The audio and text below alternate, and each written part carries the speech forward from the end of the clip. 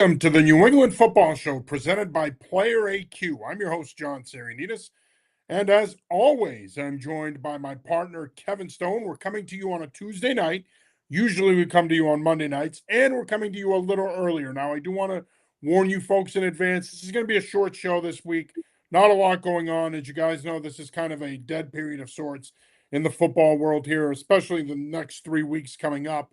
Then obviously we know in about a month from now, training camps will kick off. But we do have a little bit of downtime here in the next few weeks. But Kevin, well, we still have enough stuff we could talk about to get about a half hour in here before people tune us out to watch either the World Cup or the NBA draft. But how's things going with you the past week? Doing good. As you know, lacrosse season is over, so I know school just ended for you. We do say, all football all the time. It is kind of nice to have these 2 weeks. I'm not going to lie, but I am looking forward to getting out to training camps in about a month. Yeah, and we were talking about it before we went live. Patriots kick off with rookies reporting on July 21st, veterans report on July 24th, first practice July 25th, Saturday, July 25th. So I hate saying it because it's true and it is the reality of life, but it will be here before you know it. Now, before we talk some Pats, some college, some high school, we do want to remind you that we are brought to you by PlayerAQ. PlayerAQ automatically turns huddle film into playbooks and interactive lessons for your players. As a former head coach, I know sometimes it can be hard to get your players to watch film, to engage in the game plan, to engage in your playbook. PlayerAQ is a tremendous product at helping your players become more engaged with your schemes, with your game plans, and with watching film. We're living in a time now where you need to find that edge to win football games. PlayerAQ can be that edge for you. In conjunction with Huddle, you can get a product that can help you prepare your football team and give you the maximum advantage on Friday nights or Saturdays. Visit playeraq.com for more information, and you can also schedule a demo with our good friend Nick O'Connell, where he's going to go over with you step by step what PlayerAQ entails, how you manage PlayerAQ, and how you can subscribe and add this awesome program to your football program. Again, visit playeraq.com today for more information and schedule your demo with Nick O'Connell today. All right, not much going on with the Patriots. Obviously, it's a downtime of the year. We're on the doorstep of training camp, as we mentioned. I did a little something today that I thought could be a good way to drum up some Patriot conversation here as we get closer to training camp.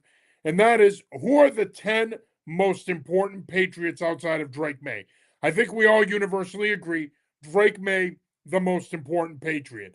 After Drake May, though, and you don't have to give me 10, but in your opinion, who do you think would be some of the other more important Patriots, guys that are going to be just as vital to the team's success as Drake May? So I'll start with the obvious one. It's AJ Brown.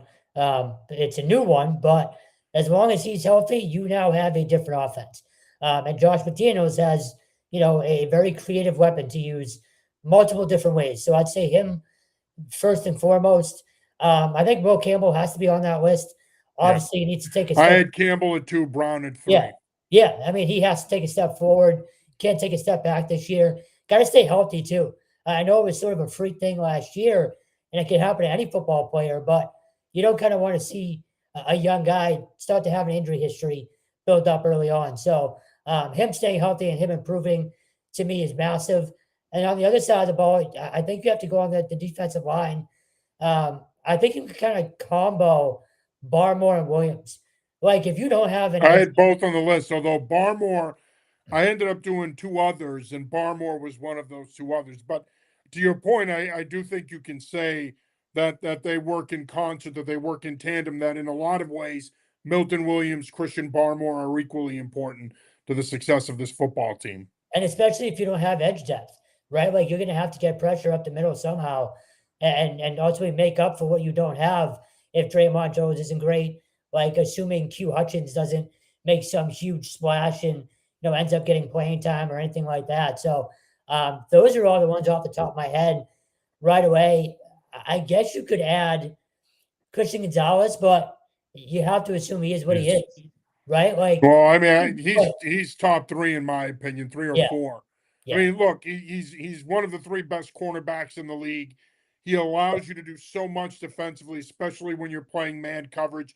You can basically erase one half of the field with him on one side. I think he's vitally important. That's why we've been banding about all offseason, should they re-sign him? When are they going to re-sign him? What are they going to pay him? At the end of the day, they should re-sign him. They should pay him. He should reset the market. He should be the highest paid corner in the league. He is vitally important to the success, not only of this defense, but of this football team. yeah, long term too. And then one that just popped in my head, and I'm not necessarily sure he's up that high, but you can make an argument for Kevin Byard. Like, just in terms of having that veteran presence back there, you haven't had it since Devin McCourty, really. And I know they've gotten by, but with that position, it's been pretty good. But to have a legitimate, veteran presence back there who never misses a game. Now, watch, we talk about it this year, and he'll finally start missing some time. But I'm really curious. Don't jinx him. No, I know. But I'm curious to see what he brings just in terms of leadership, communication, like if that's any better than it already was last year. So those are probably the biggest ones that come to mind. Yeah, some of the other ones that I had on the list, I mentioned Marcus Jones. I think he's vitally important to this team's success, both in terms of their secondaries, one of their 3 corners. Patriots play a ton of nickel. We all know the value he has in the return game as a punt returner. He is arguably the best punt returner in the league. Another name that I put on the list is Morgan Moses. That's a guy that a lot of people who read the article are probably going to look at it and say, Morgan Moses. Morgan Moses is vitally important to the success of this offensive line. And I know he didn't play well in the Super Bowl, and I know a lot of people are going to point to that. But the fact of the matter is, if he goes down, you're starting a rookie at right tackle now in Caleb Lomu. So he is also somebody who is vitally important to the long-term, not only the long-term health of Drake May, but the long-term health of this football team and the success of this football team. Another guy is Hunter Henry. And part of the reason I put Henry on the list, to be honest with you, is they don't really have much at tight end outside of him. Eli Reardon, best case scenario, you're hoping that this is a developmental year for him, and he becomes more of the player that you need him to be in 2027. As it stands now with Julian Hill injured and out, he's probably going to have to take on a bigger role than you want, which is fine. I mean, we've seen tight ends through the years have success as first or second year players. So that's not out of the realm of possibility. But Hunter Henry to me is vitally important, not just because of the standard security blanket talk that people like to use with tight ends, but because he's a guy that he's your starting Y. He's a big part of your passing game, but he's also one of your best blockers as well. Another guy that I put on the list is Robert Spillane. And I think, when you go back to the end of last season and you look at how much their defense struggled without him, he's a big part of what they do. He's such a good scheme fit. They are going to rely on him a ton to be the not only the primary defensive play caller, but one of the centerpieces of that defense again. So he's another guy to keep in mind when you think about guys that are important to this football team beyond Drake May. I think he is vitally important to this football team in terms of the type of success that they can or cannot have on that side of the ball. Another guy, and I want to get your thoughts on this, that I put on the list, and I had him at number 10, was Jared Wilson. I think this is a big year for him. Of course, he's going to make the move to center from left guard. Assuming Elijah Veritucker, who's had health issues throughout his career, assuming he stays healthy, Mike Onwenu stays healthy at right guard, you hope that Jared Wilson takes some meaningful steps and has a strong second year, because let's face it, while I thought he held up okay at left guard as a rookie, he also missed time with injuries, and he struggled at times as well. So I'm with you on that last one, especially. Well, let me start backwards. Going back to Morgan Moses for a second. Don't you? And Mike Vrabel has talked about this a lot. They're going to manage the crap out of him, and really Harold Landry more than anybody else in camp. You got to think they're going to have Lomu taking enough reps where he's ready to go if that happens. No. Oh, absolutely, 100%. Yeah. I mean, I think he's going to rep at tackle. He's going to Sure. rep at guard. He's going to be cross-trained. They're going to get him ready to play multiple positions.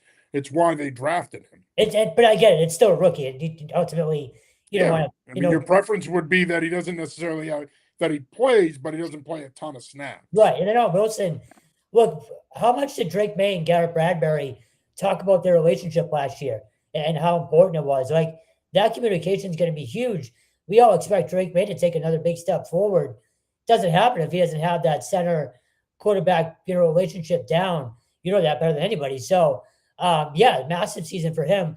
I have a lot of confidence in that he'll be okay just because of how confident and sort of, for lack of a better term, happy he was when he talked about making that move. And we talked to him, whatever it was, a month or so ago now. He generally seemed very, very comfortable and ready to go back to his natural position. So, yeah, you hope that's a massive, maybe not upgrade over Garrett Bradbury, but ultimately you don't miss a step there. But the Moses thing is interesting because look, people, and you've been on this for a while, people don't think we're going to see much of Lomu, but I think you might see him a lot earlier than people think. I don't have faith that Morgan Moses is going to last again this season. I think you got lucky getting how much out of him that you got last year. Yeah, well, you need him to. I mean, the Yeah. reality is Caleb Lomu is your right tackle of the future. In a perfect world, Will Campbell's healthy. He can hold up at left tackle. He's your guy there. Lomu's your right tackle. In another perfect world, if you will, Lomu's your starting right tackle in 2027. I mean, there's a good chance this is probably Morgan Moses' last season with the Patriots. He did sign a 3-year deal, but again, you're hoping to get one more year out of him. Of course, there was talk this offseason that he contemplated retirement. Ultimately, he didn't. He chose to come back.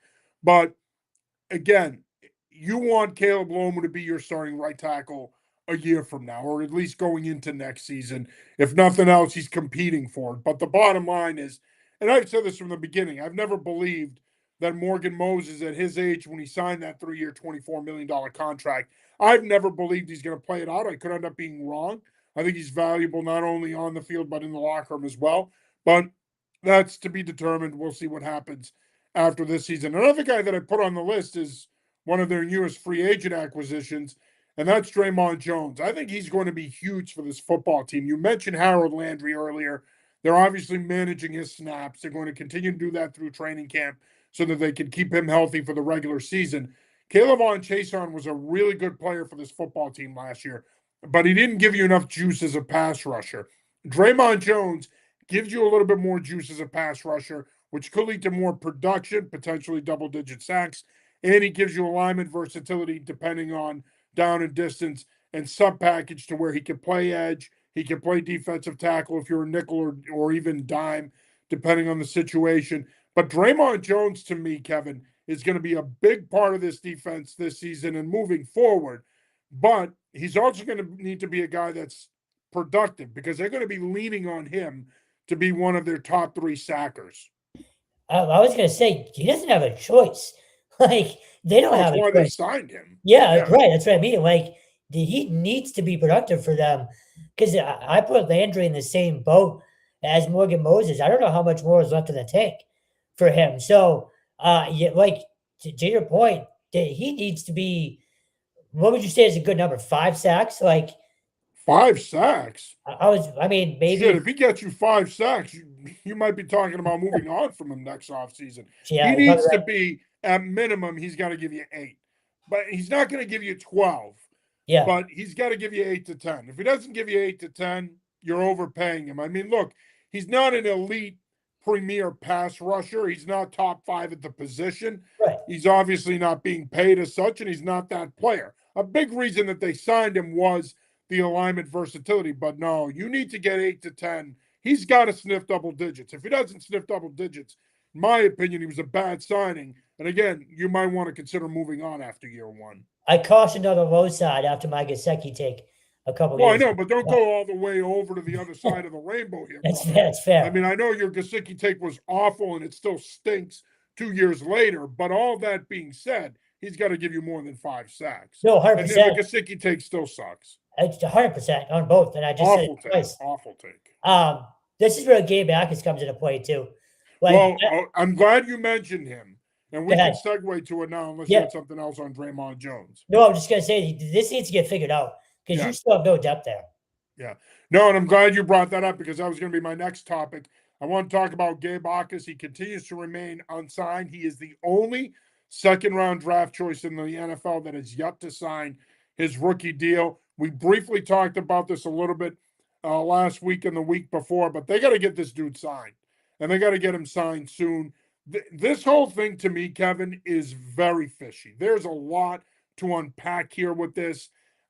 For me, when I look at this objectively, there's something going on here. Something's not right. All we heard, especially after they drafted him, is how much they love the player, and they put out the clips of them calling him and him talking about how he was going to do right by the Patriots, and Vrabel and Kraft talking to him and everything else. Okay, but now he remains unsigned. We don't know if he's healthy or not. Regardless of when he signs at this point, by the time he gets there, he's way behind the eight ball now.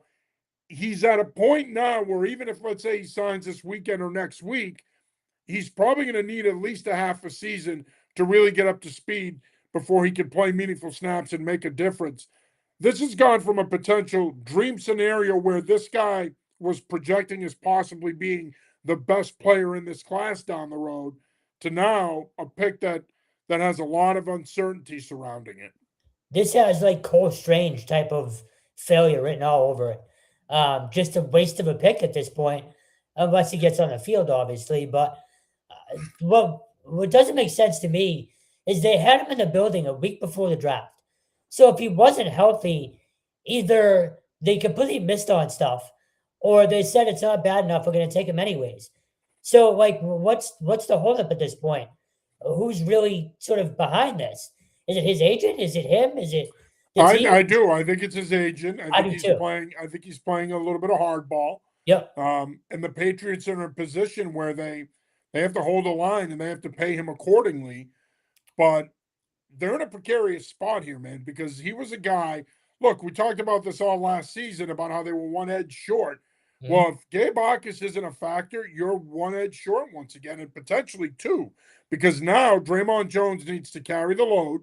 You got to hope Harold Landry stays healthy, and you got to hope Elijah Ponder takes a step in his development and can become that third guy, because Bacchus was supposed to be that third guy, but it may not happen the way things stand right now. Yeah, that Landry uncertainty really sort of highlights it for me. You're right. It might be you're down two guys, and if Draymond Jones isn't what you think he is, or what we just talked about, what you paid him to be, you have a serious problem.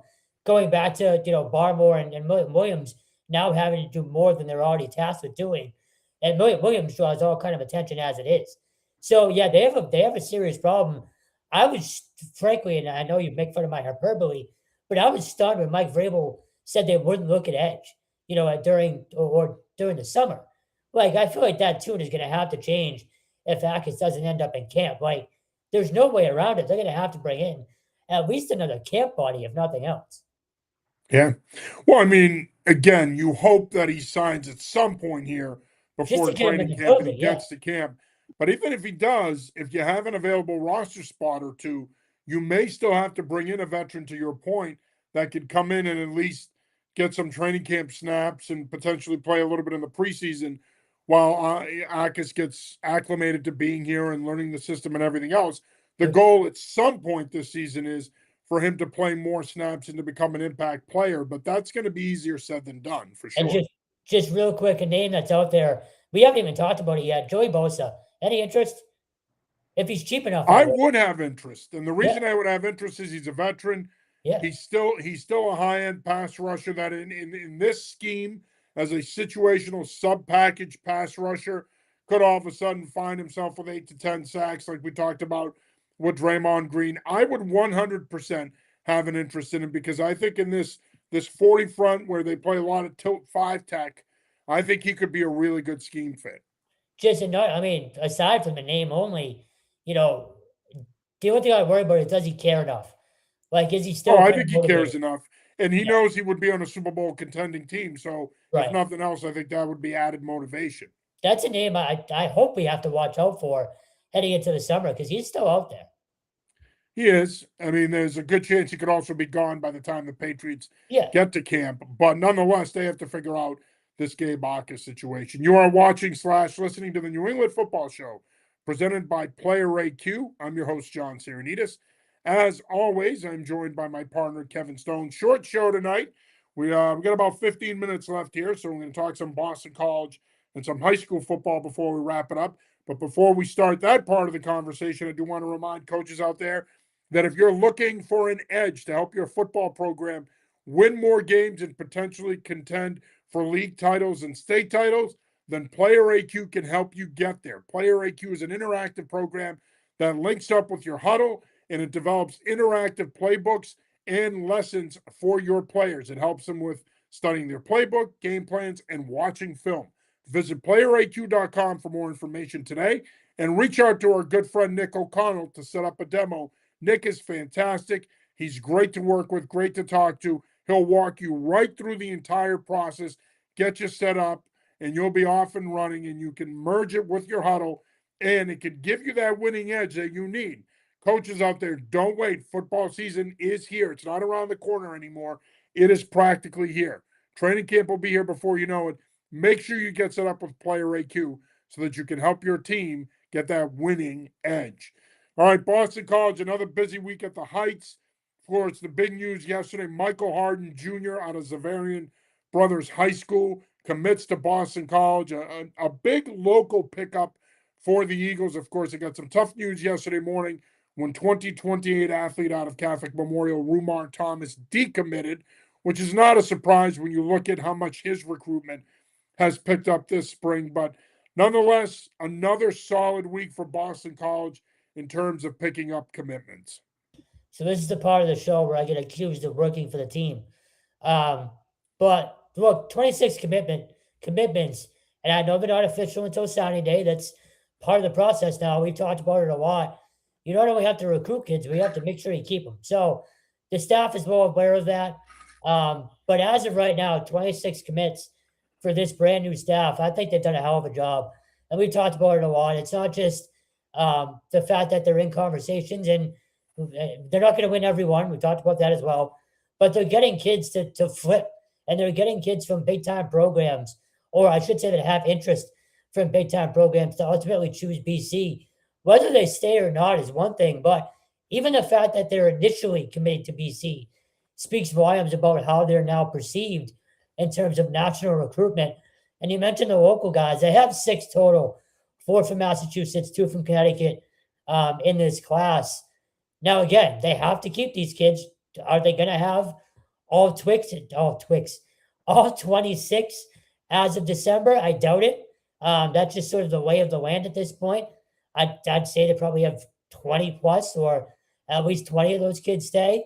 Hopefully it's all of them. But for where they were a year ago, and this is no knock on what Bill O'Brien did last year, but it's very clear you need to have an NFL type hierarchy, or hierarchy, I should say, in terms of your college program now. You need a GM, excuse me, you need an assistant GM, you need a director of player personnel, you need people to take stuff off the head coach's plate. And that's ultimately what's happened here. I was at the BC 7-on-7 tournament last week and had the chance to talk to a lot of people. And the 2 overall things that sort of stand out the most is how BC is being perceived, as I've said for weeks now, in terms of national conversation, and just how comfortable everybody around there feels now. And you know this, and I don't know if it's the right term or not, but there was a little bit of eggshell walking last year, and I'd say even the year before. And it's nothing to do with Bill O'Brien. It's not knowing if they had full support. And I think everybody knows that they do now, from top to bottom. Money has clearly changed this year. I don't have exact figures. BC doesn't really make that stuff public. They don't have to. But I know for a fact money has been a huge factor this year in terms of getting various recruits. Now, are they 4 and 5 stars still? No, but you got to start somewhere. So, again, these guys all need to stay here until we can really sort of tout what this staff is doing. But in terms of the national conversation and where BC stands, and sort of momentum and positive momentum heading into camp, and I haven't even talked about the team now in terms of stuff that we learned this week as well. the buzz is real around BC. Now they go 2-10 again, doesn't matter. But for right now, as of June, whatever it is, the buzz is real around BC again for a lot of different reasons, and most of it is the new staff. Yeah, they've done a tremendous job. Now, I did mention that Rumar Thomas from Catholic Memorial decommitted. That's a loss. And I know it's Yep. only class of 28. People are going to look at it and say, all right, it's still early. It's class of 28. They only had 2 commitments. It was him and Fitzgerald, the other kid from CM. Of course, his dad is the director of performance and strength and conditioning at Boston College, Coach Fitzgerald. Yep. But I think that is noteworthy, though, losing Ramar Thomas, because one thing that Boston College has been able to do, going back to Jeff Hafley, is they've got that direct pipeline to Catholic Memorial and John DiBiase, and they've been getting those Catholic Memorial kids. To lose a kid like Thomas, and again, I know people are going to look at it and say, well, it's 2028. They'll be fine. They'll bounce back. Ramar Thomas is probably going to start at quarterback for Catholic Memorial this season, and he is going to be a fantastic playmaker who's going to do different things. You're talking about a kid who's 6'2" and change, 6'3", 185 pounds. He's not only a terrific football player, he's also an elite track athlete. This is a kid that, when it's all said and done, we're going to be talking about Power 4 FBS schools offering him. He's going to Alabama's camp. He's already got a couple of FBS. He's got a handful of FBS offers. So he's starting to really pick up momentum in the recruiting circuit. But this is a loss nonetheless, because he committed to them in January of 2025. And for him to now decommit, you're going to start after we get through this week. The focus is going to shift to 2028. He was the crown jewel of that class, potentially. Losing him hurts. Now, could he potentially come back and recommit to Boston College? Sure. Is that going to happen? Probably not. It's highly unlikely, but you never know. But nonetheless, they've had a tremendous run here the last 3 weeks when it comes to the 27s and recruiting. This stings a little bit, losing an athlete of Thomas's caliber. And look, I'll even add to that. They just lost a kid from Avon Old Farms to Wake Forest. Why is his name escaping right now? Big offensive lineman. Holy crap. Sorry, I'll come up with it in a second. But to your point, they need to keep working hard on local kids, because it's not a guarantee. So, look, they're not going to win every single one. Like, we've talked about that for a long time now, and especially the CM kids. But on the flip side of that, you can also look at it, and hopefully they look at it as, look, just because it's CM or Zavarian or, whatever it is, it's no guarantee for us. We still have to grind. We still have to work our asses off too. But yeah, look, anytime that they lose a local kid, it's going to, kind of go under a microscope, as it should. They're Boston College. They're still the school around here, whatever you think of UConn or anybody else. But yeah, they still have to work. They have to keep grinding for the local kids, maybe harder than they have before. We talked about how much nationally Massachusetts and New England is now on the map. But yeah, it's a loss. There's no denying that. I admittedly was one of the people that said to you before we came on, well, it's 28. It doesn't matter. And you're right. It does to an extent. But keeping the local kids out is a massive, massive important thing. We talk about it every single year, going back to when we first started not under Jeff Hafley, but when Hafley was here. But I think the national stuff right now is more important, just in terms of how the program is perceived. Adam joins the show. He says, hey guys, long off season, no C. Yeah, it has been a long off season, my friend. Thanks for checking in.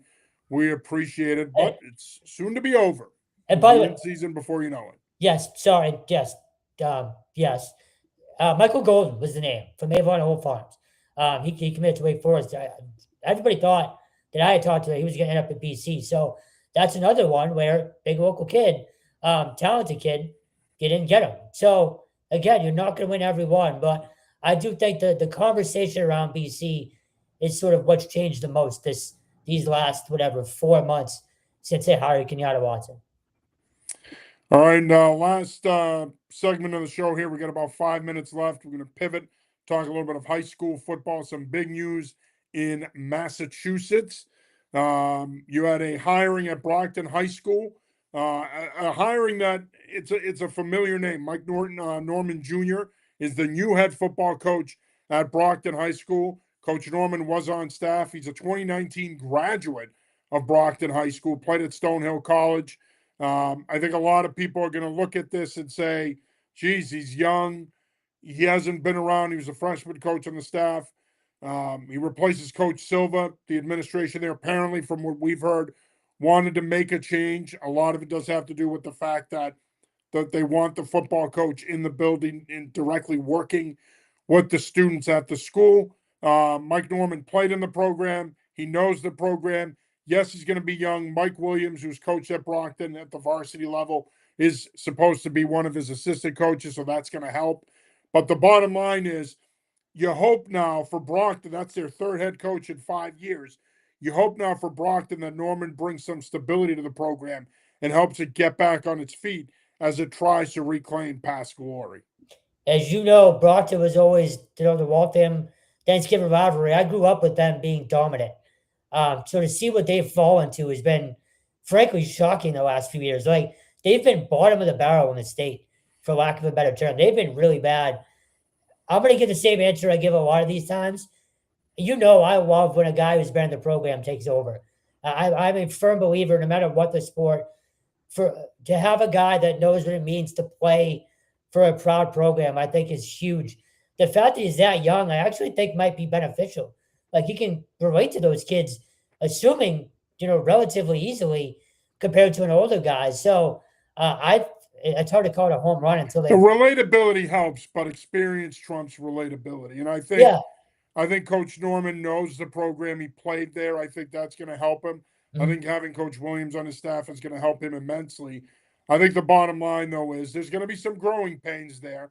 But my hope is that Brockton gives him a chance to grow into the role and allows him the opportunity to turn around the program, change the culture, and get the program back on track. Yeah, no, I mean, I didn't think he was going to win a Super Bowl his first year, but no, but I think a lot is made out of relatability, and I think anybody can relate to kids.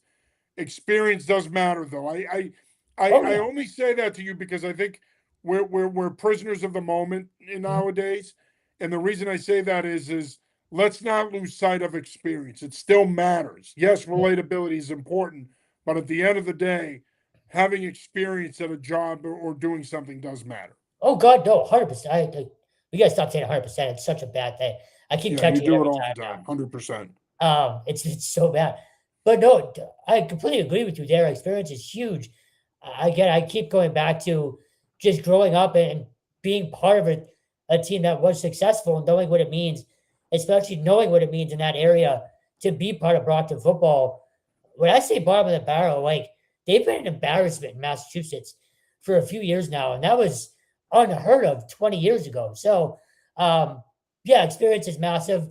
But I think the combination of his relatability and that experience, having played for the program, and frankly, staying in the area with Stonehill, I think is important too, in terms of recruiting for those kids down there as well when it comes to FCF offers as well. So I'm rooting for him. I hope it's, again, for Brockton's sake, that once proud program needs to get back to where it was. Of course, some of the other big news coming out of Connecticut last week was New London High School hiring Jack Corcoran, the legendary high school coach in Connecticut. Also, coach has had some controversy in his career in terms of some of the things that have happened in his career. He's back in coaching. He takes over a Whalers program that has a lot of potential, a lot of talent. Corcoran is a guy that has won multiple state titles in his career. He's 60 years old. Opportunity to come back and take a program that is near and dear to his heart. It's his alma mater. I think it is a great opportunity for him to come in and to be able to turn that program around. So nonetheless, I think, again, another big hire here, but a guy with name cachet taking over at New London High School. So that's big. And finally, we also had the 11th annual Joseph Mawini All-Star Game, Midwalk League, with a 35-8 win in that game. So that kind of wraps up the last season, if you will, in Central Mass, and now we can move forward to the upcoming season. All right, final thoughts on everything that happened this week and looking ahead to next week. Yeah, just on that game, Ken Chappelle is officially done now. So congratulations to him. I know we said it during the regular season and the playoffs. But that was, as he put it to our Mike Sidley, his one last hurrah. So congrats to him on a hell of a career. And as we said earlier, yeah, it's a little bit quiet right now, but we'll still have plenty of stuff on the site. And we'll actually start having college coaches hopefully on the show next week. This time of year, we love to try and get out there and, well, I should say, get the coaches to come on here and talk about their programs heading into training camp. So lots of stuff still coming up too. All righty. Well, that'll do it for this week's episode of the New England Football Show. For Kevin Stone, I'm John Sarianides. We will be back with you next time. Until then, peace.